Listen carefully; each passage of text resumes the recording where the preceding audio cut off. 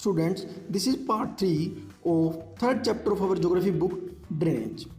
Students, in this part we will discuss about lakes and river pollution. So let's come to the first topic. So let's discuss about the lakes. So students, first question here is what is lake? So let's see. Lakes are enclosed basins which can trap standing water. Another definition is a body of fresh or salt water of considerable size that is surrounded by land. Number third is on earth, a body of water is considered a lake when it is inland, not part of the ocean, and is larger and deeper than a pond. So students, actually lake means it is a body of water surrounded by land, but the water in it is still water, not flowing like river. So students, I think you all understand what is lake. Let's come to the next topic now. Students, now question is how lakes are formed. So let's see. First one, when river channel loops around, example for Oxbow Lake. Students, हमने पहले ही पढ़ा कि Oxbow Lake क्या होती है, तो I think ये दोबारा समझाने की ज़रूरत नहीं होगी. Second one, depressions created by ice sheets that melted in last ice age. Student, जब हमारी अर्थ पे आइस एज थी तो अर्थ का ज़्यादातर एरिया आइस से कवर्ड था, पर जब वो आइस पिघली तो जो डिप्रेशन आइस के कारण बना था, उसके कारण जो गड्ढे हुए थे आइस के पिघलने पर, जब उन गड्ढों में पानी भर गया तो वो हमारी बन गई lakes. Number 3, created by movement in earth crust. Second chapter में स्टूडेंट्स आपने पढ़ा ही होगा कि जो हमारी हिमालयन रेंज हैं ये टेक्टोनिक प्लेट्स की मूवमेंट्स के कारण बनी है, इसी कारण से हमारी लेक्स भी बनती हैं. स्टूडेंट्स, जब किसी इनएक्टिव वोल्केनो के क्रेटर में वाटर भर जाता है तो वो भी हमारी लेक बन जाती हैं. And last one, created by people when we build a dam across a river. तो स्टूडेंट्स, हमें पता चलता है यहाँ पे मेनली कि लेक्स जो हैं वो मेनली 2 टाइप्स की होती हैं, man made and natural lakes. अब मैन मेड जो लेक्स होती हैं स्टूडेंट्स, वो तब बनती हैं जब हम डैम बनाते हैं, जैसे हमारा भाखड़ा नंगल डैम. अब स्टूडेंट्स, जो हमारे पास नेचुरल लेक्स होती हैं वो 2 टाइप्स की होती हैं, fresh water lake and salt water lake. Fresh water lakes वो होती हैं जिन्हें हम अपनी आम लैंग्वेज में बोल देते हैं मीठे पानी की झील. एंड सॉल्ट वाटर लेक्स वो लेक्स होती हैं जिनमें सलीन वाटर होता है. सो चलिए स्टूडेंट्स, इनमें डिफरेंस करते हैं और समझते हैं कि ये दोनों एक दूसरे से अलग कैसे होती हैं. Number 1, fresh water lakes. Fresh water lakes are formed by glaciers of Himalaya. अब स्टूडेंट, जो भी फ्रेश वाटर लेक्स होती हैं ये ग्लेशियर से बनती हैं, आइस से बनती हैं, जो कि हमारे हिमालय पे हैं. Number 1 of salt water lake, they are formed by action of wind rivers. अब स्टूडेंट, ये ज़्यादातर हमारी बनती हैं रिवर्स के एक्शन से या फिर विंड से, जैसे कि हम ऑक्सबो लेक्स देख सकते हैं, ये ज़्यादातर हमें सॉल्ट वाटर लेक देखने को मिलती है, या फिर आप देख सकते हैं चिल्का लेक है हमारी उड़ीसा में वो. Number 2 of fresh water lake, they form best tourist place. अब स्टूडेंट, जो हमारी ज़्यादातर फ्रेश वाटर लेक्स होती हैं ये बेस्ट टूरिस्ट प्लेसेस होती हैं, जैसे कि आप एग्जांपल ले सकते हो नैनीताल लेक. ठीक है students. Number 2 salt water lakes, they are used in generation of hydel power and for production of salt. अब स्टूडेंट्स, इनका ज़्यादातर यूज़ होता है प्रोडक्शन ऑफ सॉल्ट के लिए और हाइडल पावर को जनरेट करने के लिए, जैसे कि हम देख सकते हैं राजस्थान में सांबर लेक है, वहाँ पे सॉल्ट का प्रोडक्शन बहुत ज़्यादा होता है, तो वो है हमारी सॉल्ट वाटर लेक. अब चलिए इनके कुछ एग्जांपल्स हम देख लेते हैं. Fresh water lakes, Dal lake, Wular lake, Barapani lake. And examples of salt water lakes are Chilika lake, Pulicat lake. So student, these are fresh water lakes and salt water lakes. Now let's see next one.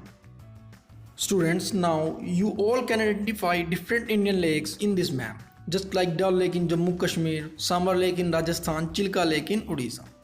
But students, you don't have to learn all these lakes with these states. You have to learn just some important lakes that are given in our book in our chapter number 3. So students, these are our different Indian lakes. So have a look students. Student, this is the last part of our topic lakes. This is advantage of lakes. Students, let's see different advantages of lakes that we have. So let's start from the first one. The first one is water for irrigation and drinking. तो students, lake से हमें water मिलता है irrigation के लिए, drinking के लिए, दूसरे हाउस होल्ड वर्क्स के लिए. Number 2, the delta region for cultivation because of the richness of the soil. अब जो लेक के आसपास का स्टूडेंट्स एरिया रहता है डेल्टा के आसपास का, वो काफ़ी ज़्यादा फर्टाइल होता है, जो कि बहुत ज़्यादा हमारा हेल्पफुल होता है agriculture. Number 3, fishing as an occupation. अब लेक्स के आसपास उन लोगों को एम्प्लॉयमेंट मिलती है जो फिशिंग करते हैं। Number 4, asylum for the migratory birds. अब स्टूडेंट्स हम देखते हैं जैसे हमारा चंडीगढ़ में है, शायद आप बहुत सारे बच्चे चंडीगढ़ में घूमने भी गए होंगे, जो वहाँ पे लेक है सूखना लेक, वहाँ पे बहुत सारे बर्ड्स हर साल माइग्रेट करते हैं साउथ अफ्रीका से इन समर सीजन और in monsoon season. And last and number 5 is water body for the animals and water borne bird. So students ये थे हमारे कुछ advantages of lakes. I think आप सभी को समझ आया होगा। So now let's come to the next topic. Students अभी हमने किया advantages of lakes, now let's discuss next topic. Next topic is advantages of rivers, as you can say role of river in our economy. So let's start from the first point. River have remained important through the ages. How? Let's see. The areas along the banks of river have witnessed great culture and economic progress since ancient time. अब students हम ancient time से ही देखते आ रहे हैं कि जो river के आसपास का जो एरिया है वहाँ पर great culture and economic progress हमें देखने को मिलता है। जैसे कि ancient time में जो सबसे पहली हमारी civilization थी, Indus civilization, as you can say Harappa and Mohenjodaro, वो भी हमारी इंडस रिवर के पास ही शुरू हुई थी। और जहाँ पे भी कोई अगर हमें इंडस्ट्री वगैरह लगानी होती है तो वो भी हम रिवर्स के पास ही लगाते हैं। Number 3, rivers are integral part और फोकलोर एंड फोक सॉन्ग्स। अब स्टूडेंट्स हम अपने फोक सॉन्ग्स में जो हमारी रिवर्स हैं, या हम देखते हैं कि हमारे डिफरेंट जो टेम्पल्स वगैरह है वहाँ पर रिवर्स को एज अ गॉडेस जो है पूजा जाता है। Next one, the river is a basic natural resource. अब सबसे बेसिक नेचुरल रिसोर्स है रिवर, पता ही है हम सबको। It is essential for human agriculture and industrial activities. जैसा कि हमने लेक्स के पार्ट में पढ़ा कि जो लेक्स हैं वहाँ पर एग्रीकल्चर और इंडस्ट्रियल एक्टिविटीज़ के लिए बहुत ज़्यादा इंपॉर्टेंट है, सेम एज जैसे कि रिवर्स है। Next one, reverse deposit alluvial soil. हमने पढ़ा था फीचर्स इन रिवर्स में कि जो रिवर्स हैं जब माउंटेन से नीचे आती हैं तो जो प्लेन एरिया में आती है वहाँ पर जो है क्या करती है रिवर, जो अपने साथ मिट्टी वो लाई होती हैं, जो फर्टाइल मिट्टी अपने साथ लाई होती है वहीं पर छोड़ देती हैं, जिसे हम बोलते हैं alluvial soil. They provide the most productive agriculture lands to the country. Last point से हम समझ ही चुके हैं कि जो रिवर्स हैं वो सबसे ज़्यादा एग्रीकल्चर के लिए प्रोडक्टिव लैंड जो है प्रोवाइड कराती हैं। जैसे कि हमारे इंडिया में नॉर्दर्न साइड में हम देखते हैं the Ganga, the Kaveri and other deltas have traditionally been the rice growing area. Students Ganga, Kaveri and just like Sundarban delta, ये जो भी ये एरियाज़ हैं यहाँ पर राइस ग्रोइंग ये एरियाज़ हैं। यहाँ की लैंड जो काफ़ी फर्टाइल है जिससे कि यहाँ पे हम राइस ग्रो कर सकते हैं। Next one, the agriculture dependent on the vagaries of the monsoon get irrigation water from rivers, hence river are the backbone of the development of Indian culture. अब स्टूडेंट इंडिया में जो हमारे ज़्यादातर farmers हैं वो मॉनसून पे dependent रहते हैं, पर अगर मॉनसून ना हो तो रिवर्स उनकी हेल्प करती हैं इरिगेशन के लिए, एग्रीकल्चर के लिए। तो हम कह सकते हैं कि जो रिवर्स हैं वो बैकबोन है इंडियन एग्रीकल्चर की। The last one is river valleys have dense and concentrated settlements. तो स्टूडेंट्स ये डिफरेंट जो रोल थे रिवर्स के हमारी इकोनॉमी में, या फिर हम इसे एडवांटेज ऑफ रिवर्स भी कह सकते हैं। Students, now let's come to the last part of this chapter.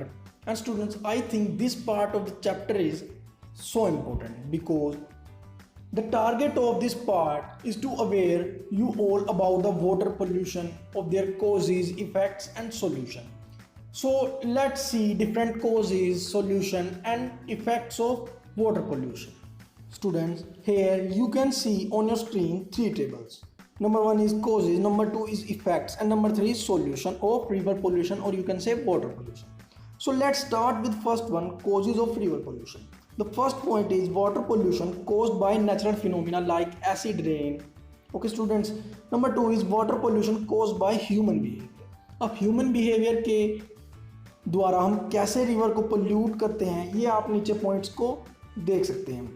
by sewage, industrial waste, private waste, mining, oil leakages, dumping, fossil fuels, increasing meat consumption, chemical fertilizers, pesticides, leak of sewer lines, radioactive garbage, leakage of landfills, urban development, population growth, animal waste, underground storage leakage, and next and last one is airplane fuel drops. So students ये थे different causes जिससे कि हम reverse को या water को pollute करते हैं। अब बात करते हैं इफेक्ट्स की कि वाटर पोल्यूशन का और रिवर पोल्यूशन का क्या इफेक्ट होता है। Start with the first one, effects on human and animals. अब स्टूडेंट, वाटर पोल्यूशन से बहुत सारी डिजीज होती हैं, वो कॉमन होती हैं एनिमल्स में भी और ह्यूमंस में भी, और बहुत सारे ऐसे वर्क्स होते हैं स्टूडेंट, जैसे हाउस होल्ड वर्क या फिर ड्रिंकिंग के लिए वाटर है वो कम हो जाएगा वाटर पोल्यूशन के कारण या रिवर पोल्यूशन के कारण। अब हम देख सकते हैं बहुत सारी सिटीज़ में, जैसे दिल्ली है या मुंबई है, वहाँ पर वाटर पोल्यूशन बहुत ज़्यादा है, जिसके कारण वहाँ पे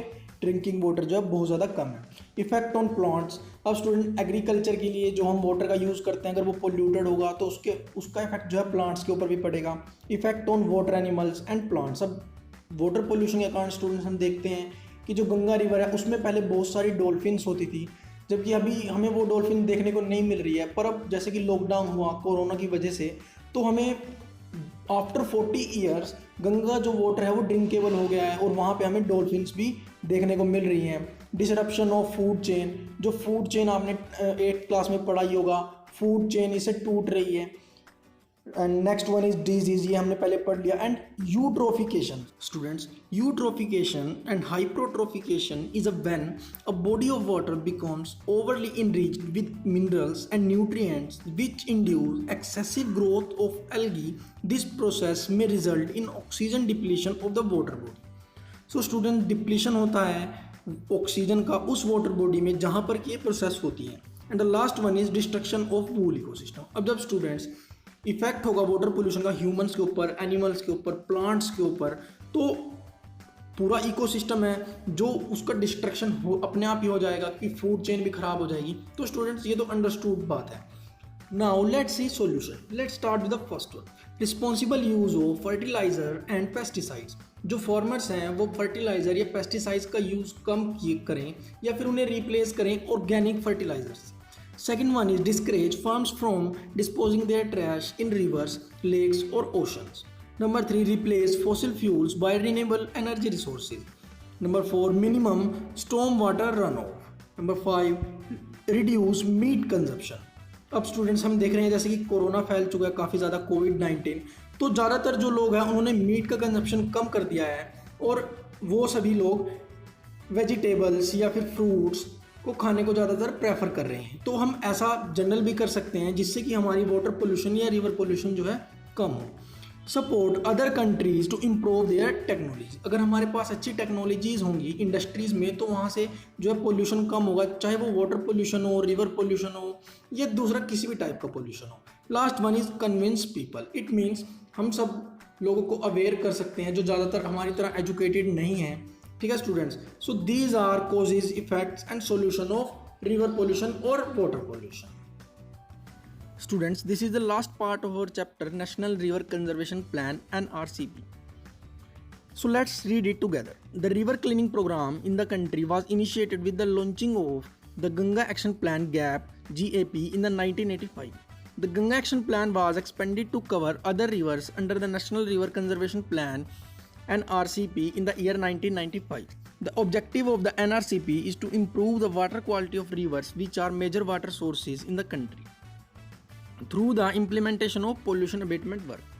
तो स्टूडेंट्स, सबसे पहले हमारा गंगा एक्शन प्लान चला गया था 1985 में, बाद में उसे ही मॉडिफाई करके या एक नए प्लान को उसमें मिला के हम कह सकते हैं एक दूसरा प्लान बनाया गया, नेशनल रिवर कंजर्वेशन प्लान, जिसे हम NRCP भी कहते हैं, इन 1995।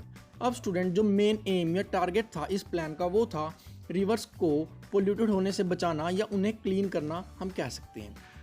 अब students, in the last of the chapter, I want you all to write minimum 10 suggestions or points in your notebook about how to clean rivers or save them from pollution, or how you all contribute to save rivers from pollution or water pollution. So students, that's it. So students, here our chapter number 3, drainage, ends. I hope you all enjoyed this chapter. So students, stay safe, stay home.